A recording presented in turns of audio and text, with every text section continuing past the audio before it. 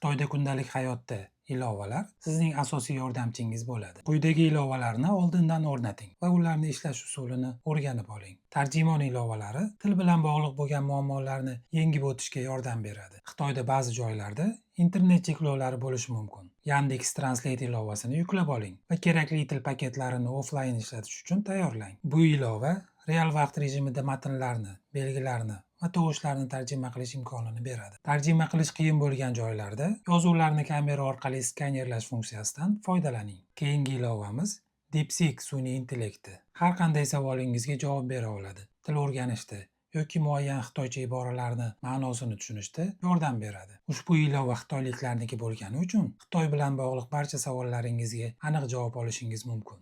Xarita ilovalar, Baidu Maps yoki Maps Xitoyning transport tizimida adashmaslik uchun ajoyib yordamchi. Google Maps Xitoyda ishlamaydi. Shuning uchun ushbu mahalliy xarita ilovalaridan foydalaning. Agar ushbu ilovalarni qanchalik mukammal ishlashini ko'rgan bo'lsangiz, kommentariyada o'z izohlaringizni yozib qoldiring. Pul boshqaruv ilovalari, WeChat Pay yoki Alipay.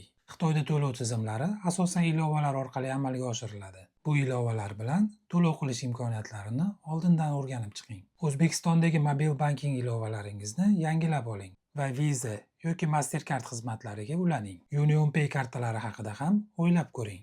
Ularda naqd pul yetish foizlari kamroq bo'ladi. Aloqa uchun WeChat Xitoyda asosiy aloqa ilovasi.